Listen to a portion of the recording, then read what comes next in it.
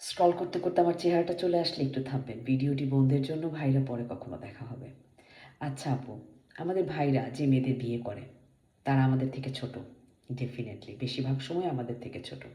মাঝে মাঝে আমাদের সমবয়সী, মাঝে মাঝে যদি ভাইটা অনেক বড় হয়, মাঝে মাঝে হয়তো আমাদের থেকে 2-1 বছরের বড়। সেই মেয়েটি বিয়ে হয়ে আমাদের বাড়িতে আসে, যেখানে সে আমার ভাইয়ের চেয়ে ছোট, আমার চেয়ে ছোট, আমার মায়ের চেয়ে ছোট, আমার বাবার চেয়ে ছোট।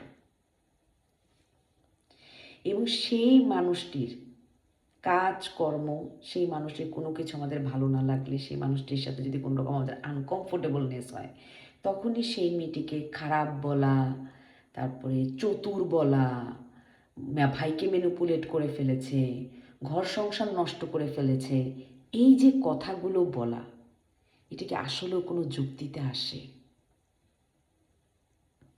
আপনারা তার বয়সের, আমরা তার বয়সের সবাই বড়, কিন্তু তার তার বুদ্ধির যন্ত্রণায় আমরা কেউ থাকতে পারছি না।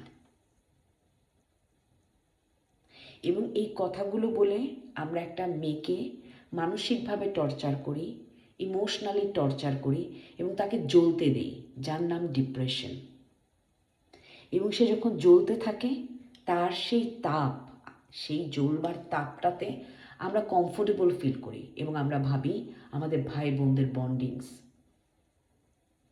পরের বাড়ির মেয়েকে আপনাদের বাড়িতে এনে ভাই বোনের বন্ডিংস দেখানোর দরকার নেই। না, তার ভাই বোন আছে, সেই মেয়েটাও জানে ভাই বোনের বন্ডিংস কী।